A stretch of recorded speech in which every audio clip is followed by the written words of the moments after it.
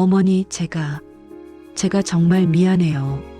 10년 만에 내 앞에 나타난 전 며느리 수진이는 그렇게 말하며 무릎을 꿇었습니다. 법적으로는 이미 10년 전에 남이 된 여자였습니다. 내 아들 민수와 이혼하고 새 살배기, 딸 하나 두고 떠난 그 여자가 이제 38이 된 모습으로 내 앞에 서 있었습니다. 저는 어머니께 용서를 구하러 왔어요. 그리고 제 딸에게도요. 수진이의 목소리는 떨리고 있었습니다. 13살이 된 내 손녀 지우는 내 뒤에 숨어서 그 낯선 여자를 바라보고 있었습니다. 자기 엄마인지도 모르는 채로요. 그날 수진이가 내게 들려준 이야기는 내 인생의 지난 10년을 완전히 뒤흔들어 놓았습니다. 이제 그 이야기를 들려드리려 합니다. 66의 할머니가 새 살배기 손녀를 떠안게 된 그날부터 10년이 지나 그 며느리가 돌아온 날까지, 그리고 5년 후 손녀가 의대에 입학하기까지의 모든 것을요. 엄마, 수진이 임신했어요. 그건 2010년 봄이었습니다. 25이던 내 아들 민수가 환한 얼굴로 달려와 그렇게 말했습니다. 남편을 일찍 여인 후 혼자 키운 아들이었습니다. 대학도 겨우 보내고 취직도 시켰습니다. 그리고 드디어 며느리를 얻었습니다. 수진이는 착한 아이였습니다. 23살의 젊은 나이에도 예의 바르고 무엇보다 내 아들을 진심으로 좋아하는 게 보였습니다. 그해 5월 두 사람은 작은 결혼식을 올렸습니다. 내가 평생 모은 3천만 원으로 전세 보증금을 보태주었습니다. 20평짜리 작은 아파트였지만 신혼부부에게는 충분해 보였습니다. 어머니, 정말 감사합니다. 저희 꼭 잘 살게요. 수진이는 내 손을 꼭 잡고 그렇게 말했습니다. 그 눈빛이 진심이라고 믿었습니다.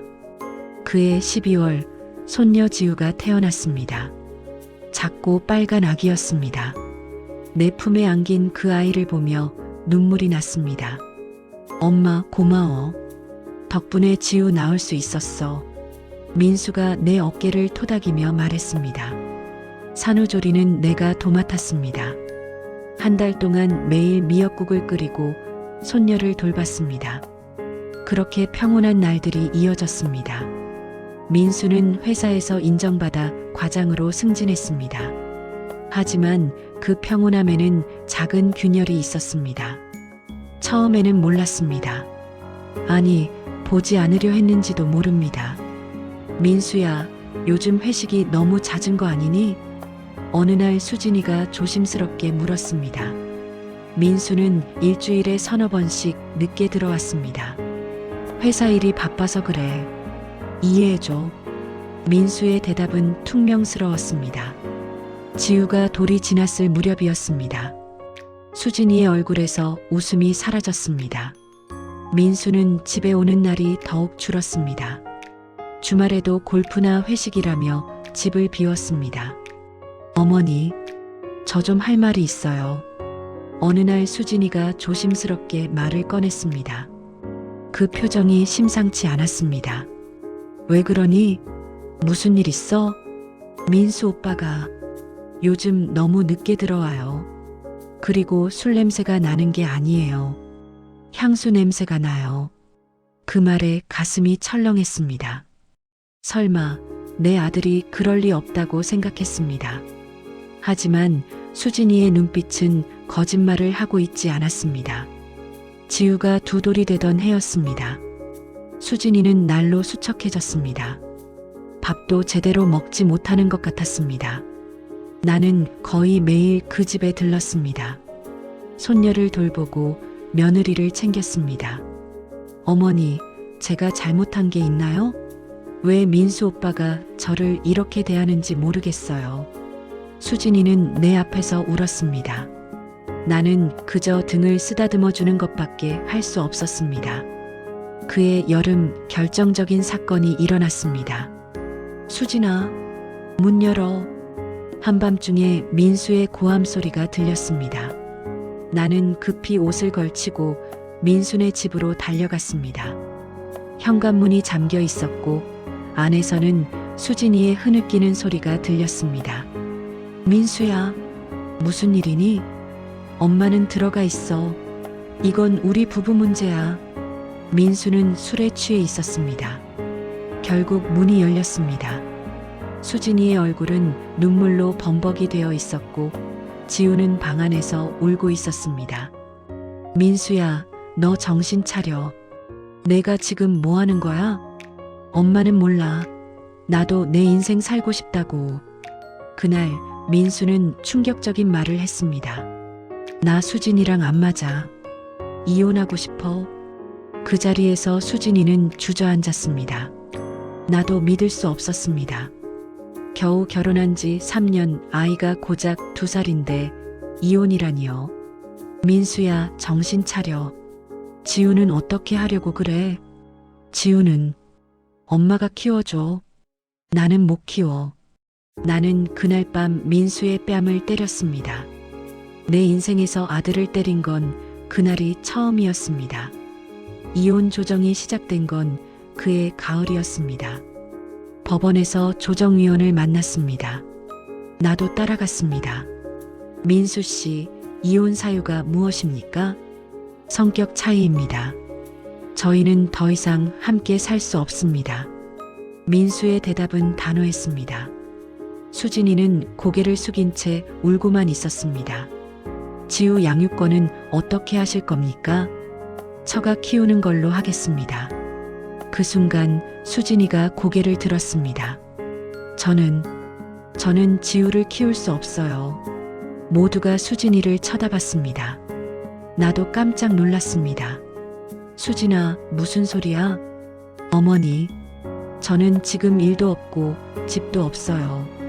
친정 부모님은 병원비 때문에 빚이 있으세요. 저는 지우를 키울 형편이 안 돼요. 수진이의 목소리는 떨렸습니다. 그럼 지우는 어떻게 하려고? 제가 다시 일자리를 구하고 돈을 모을 때까지 어머니께서 지우를 좀 봐주실 수 있으세요? 그날 나는 3살 배기 손녀의 임시 보호자가 되었습니다. 임시라는 말이 얼마나 무거운지 그때는 몰랐습니다. 이혼은 그렇게 성사되었습니다. 민수는 위자료로 1,000만 원을 주었습니다. 양육비는 매달 50만 원씩 보내기로 했습니다. 수진이는 집을 나갔습니다. 그날 지우를 내게 맡기고 떠나는 수진이의 뒷모습을 지금도 기억합니다. 어머니, 정말 죄송해요. 제가 꼭 다시 데리러 올게요. 지우한테 잘해주세요. 그래, 걱정 마. 내가 잘 키울게. 하지만 내 마음 한편에는 의문이 있었습니다. 아무리 형편이 어려워도 3살짜리 딸을 두고 가는 엄마가 있을까요? 수진이는 떠났습니다. 연락도 뜸했습니다. 한 달에 한 번 정도 전화가 왔습니다. 어머니, 지우 잘 있죠? 제가 아직 일자리를 못 구했어요. 조금만 더 기다려주세요. 석 달이 지났습니다. 수진이의 전화는 점점 뜸해졌습니다. 석 달에 한 번, 6개월에 한 번. 민수는 지우를 보러 오지 않았습니다. 양육비도 처음 3달만 보내고 끊겼습니다. 지우는 내 품에서 자랐습니다. 4살이 되던 해 어린이집에 보냈습니다. 원비는 한 달에 30만 원이었습니다. 나는 다시 일을 시작했습니다.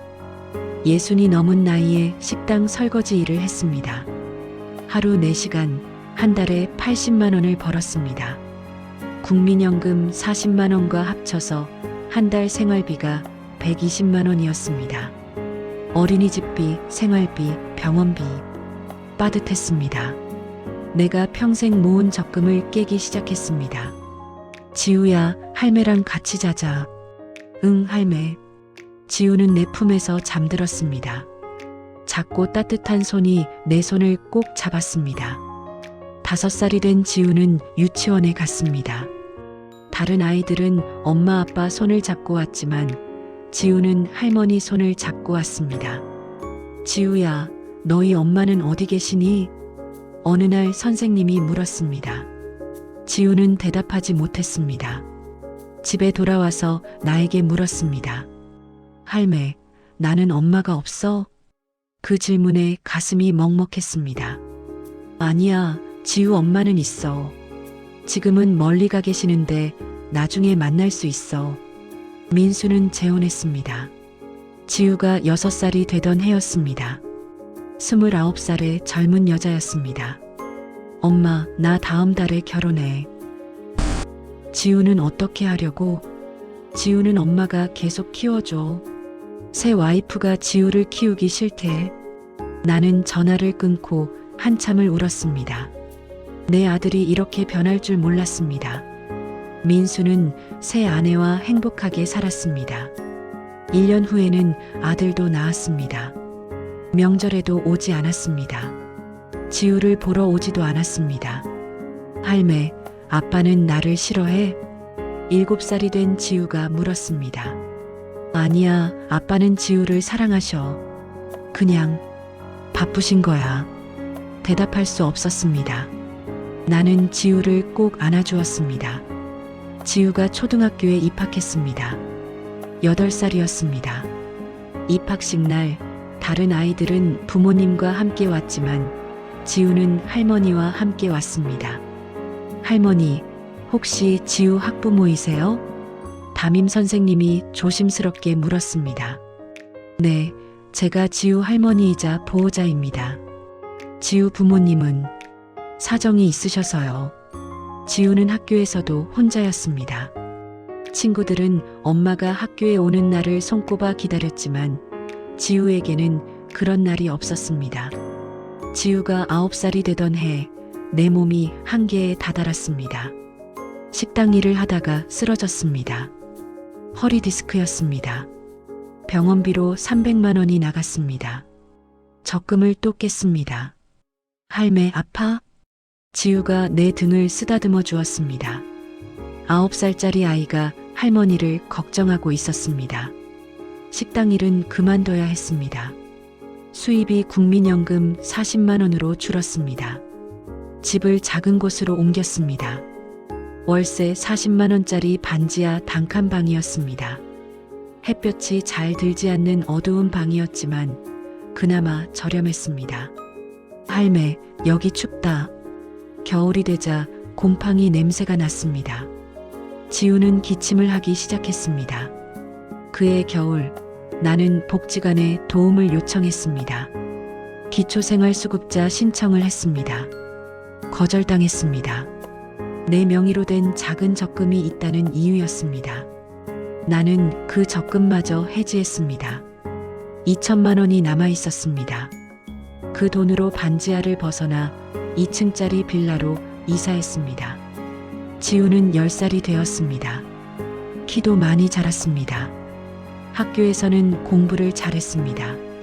선생님이 전화를 주셨습니다. 할머니, 지우가 반에서 1등이에요. 학원은 안 보내시나요? 경제적으로 여유가 없어서요. 전화를 끊고 나니 마음이 아팠습니다. 지우에게 해줄 수 있는 게 없었습니다. 그날 밤 지우가 물었습니다. 할매, 나도 친구들처럼 학원 가면 안 돼? 지우야, 미안해. 할매가 돈이 없어서. 괜찮아, 할매. 나는 혼자서도 공부 잘할 수 있어. 10살짜리 아이의 입에서 나온 말이었습니다.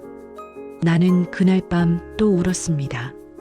지우가 13살이 되던 해 운명적인 일이 일어났습니다. 할매, 학교에서 진로 체험 간대. 어디로? 대기업 본사래. 우리 반에서 성적 우수자 5명만 간대. 지우는 설레는 얼굴이었습니다. 나는 진로 체험비 10만 원을 내주었습니다. 그날 지우는 저녁 늦게 돌아왔습니다.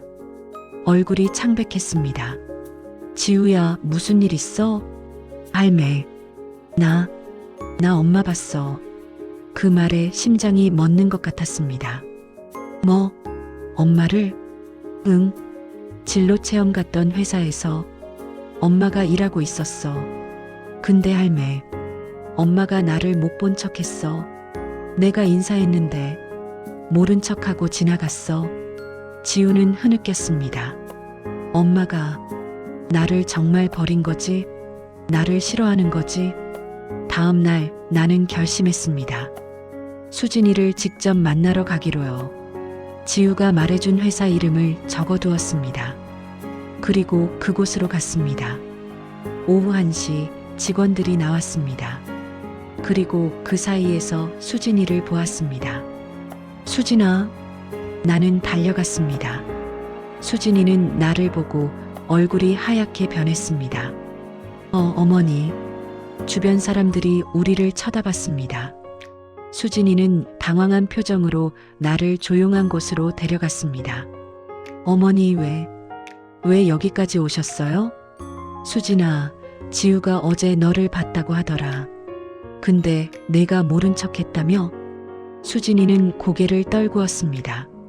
어머니, 저는 지금 재혼했어요. 그 말에 머리가 멍해졌습니다. 재혼? 언제? 5년 전이요. 제 남편은 지우가 있다는 걸 몰라요. 남편에게 저는 초혼이에요. 결혼 전에 이혼 경력도 아이도 없다고 했어요. 나는 믿을 수가 없었습니다. 그럼 지우는? 내 딸은 어떻게 하려고? 어머니, 저는 지우를 키울 수 없어요. 제 남편이 알면 이혼할 거예요. 저는 지금 행복해요. 이 생활을 잃고 싶지 않아요. 수진이의 말을 듣는 순간 분노가 치밀었습니다. 너 정말. 어머니, 제발 이해해 주세요. 저도 제 인생을 살고 싶어요. 새로운 삶, 내 딸을 버리고.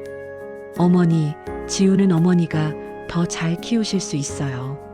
나는 더 이상 말할 수 없었습니다. 수진아, 한 번만이라도 지우를 만나줘. 안 돼요. 만나면 저도 흔들려요. 차라리 이대로 지우가 저를 잊는 게 나아요. 잊어? 어떻게 엄마를 잊어? 어머니, 놔주세요. 수진이는 내 손을 뿌리쳤습니다. 그리고 뒤도 돌아보지 않고 사라졌습니다. 나는 그 자리에 서서 한참을 울었습니다. 집으로 돌아왔을 때 지우가 학교에서 돌아와 있었습니다. 할매, 어디 갔다 와? 그날 밤 나는 지우에게 거짓말을 했습니다. 지우야, 할매가 엄마 만나고 왔어. 진짜? 엄마가 뭐래?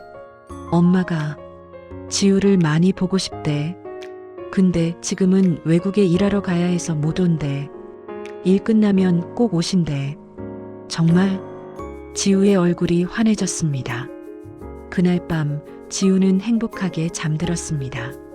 하지만 나는 잠을 이룰 수 없었습니다. 그리고 일주일 후 기적 같은 일이 일어났습니다. 현관 초인종이 울렸습니다. 문을 열자 수진이가 서 있었습니다. 어머니, 제가 왔어요. 어머니, 제가 거짓말쟁이에요. 비겁한 사람이에요. 수진이는 울기 시작했습니다. 지난주에 어머니를 만나고 집에 갔어요. 그런데 남편한테 들켰어요. 제가 우는 모습을요. 남편이 물었어요. 왜 우냐고. 저는 결국 모든 걸 털어놨어요. 제가 재혼이라는 것, 13살 된 딸이 있다는 것, 10년 동안 딸을 버리고 살았다는 것. 그래서 남편이 그러더라고요. 당신 딸을 데려와. 우리가 키우자고요. 나는 귀를 의심했습니다. 남편이 그러더라고요. 자기도 어렸을 때 부모님이 돌아가셔서 할머니 손에 컸대요. 그래서 지우 처지가 남 같지 않다고. 10년 동안 딸을 버리고 산 아내지만 지금이라도 엄마가 되어야 한다고. 그게 사람 도리라고. 어머니, 저는 지우를 데려가고 싶어요. 이제라도 엄마 역할을 하고 싶어요. 그때 현관문이 열렸습니다. 지우가 학원에서 돌아온 것입니다. 엄마. 수진이는 천천히 일어났습니다. 그리고 지우에게 다가갔습니다. 지우야, 엄마야. 미안해. 정말 미안해. 지우는 뒤로 물러났습니다. 왜 왔어요? 지우야, 엄마가 잘못했어. 10년 동안 너를 버리고 산 게 잘못이야. 엄마가 비겁했어. 무서웠어. 그래서 도망갔어. 수진이는 지우 앞에 무릎을 꿇었습니다. 근데 지우야, 엄마는 단 하루도 너를 잊은 적이 없어. 매일 밤 내 생각을 했어. 지우의 눈에서 눈물이 흘러내렸습니다. 그럼 왜 안 왔어요? 10년 동안 왜 나를 안 찾아왔어요? 미안해, 지우야. 엄마가 겁쟁이였어. 한참 후 지우가 입을 열었습니다. 나는 모르겠어요. 엄마를 용서해야 할지. 지우야, 엄마는 용서를 바라지 않아. 그냥 지금부터라도 내 곁에 있고 싶어. 엄마가 이제 결혼했어. 새 아빠가 생겼어. 새 아빠가 지우를 데려오래. 우리 가족이 되자고. 지우는 나를 쳐다봤습니다. 나는 고개를 끄덕였습니다. 지우야, 내가 정해. 할매는 괜찮아. 엄마랑 가. 넌 엄마랑 살아야 해. 근데 할매는? 괜찮아. 할매는 이제 좀 쉬고 싶어. 10년 동안 열심히 살았으니까. 그날 밤 우리는 셋이서 오랜 이야기를 나눴습니다. 일주일 후 지우는 수진이네 집으로 이사를 갔습니다. 할매, 나 자주 올게. 그래, 자주 와. 할매 사랑해. 나도 사랑해, 지우야. 지우가 탄 차가 멀어졌습니다. 나는 그 차를 보며 한참을 서 있었습니다. 그로부터 5년이 지났습니다. 어머니, 왔어요. 지우는 이제 18이 되었습니다. 고등학교를 졸업하고 오늘은 특별한 날이었습니다. 할매, 나 의대 합격했어. 장학금도 받았어. 지우는 환하게 웃으며 합격증을 보여주었습니다. 나는 그 종이를 보며 눈물을 흘렸습니다. 정말? 우리 지우 정말 대단하구나. 할매 덕분이야. 할매가 없었으면 나는 여기까지 못 왔어. 수진이도 함께 왔습니다. 수진이의 남편도 함께요. 어머니, 지우가 의대에 붙었어요. 전액 장학금이래요. 그래, 잘했어. 정말 잘했어. 우리는 4명이서 밥을 먹으러 갔습니다. 맛있는 식당에서요. 할매, 나 의사 되면 할매 같은 할머니들 무료로 진료해 줄 거야. 고마워. 그리고 할매한테 큰 집도 사줄 거야. 할매는 이 집이 좋아. 돌아오는 길 지우가 내 손을 잡았습니다. 할매, 고마워. 진짜 고마워. 할매가 10년 동안 나를 키워줘서 내가 여기까지 올 수 있었어. 뭘 고마워하니? 할매가 더 고마워. 내가 있어서 할매가 살았어. 할매, 나 절대 할매 잊지 않을 거야. 할매는 내 진짜 엄마야. 알아, 우리 지우. 알아. 그날 밤 집에 돌아와 침대에 누웠습니다. 피곤했지만 행복했습니다. 15년 전 3살짜리 손녀를 떠안았을 때는 막막했습니다. 어떻게 키워야 할지, 돈은 어떻게 마련해야 할지. 하지만 모든 게 잘 풀렸습니다. 지우는 훌륭하게 자랐고, 수진이는 돌아왔고, 우리는 다시 가족이 되었습니다. 여보, 우리 해냈어요. 손녀 잘 키웠어요. 하늘에 계신 남편에게 말했습니다. 그리고 잠이 들었습니다. 편안한 잠이었습니다. 인생은 때로 가혹합니다. 하지만 그 시련 속에서도 우리는 사랑을 배웁니다. 희생을 배웁니다. 그리고 용서를 배웁니다. 나는 15년 동안 손녀를 키웠습니다. 힘들었지만 후회하지 않습니다.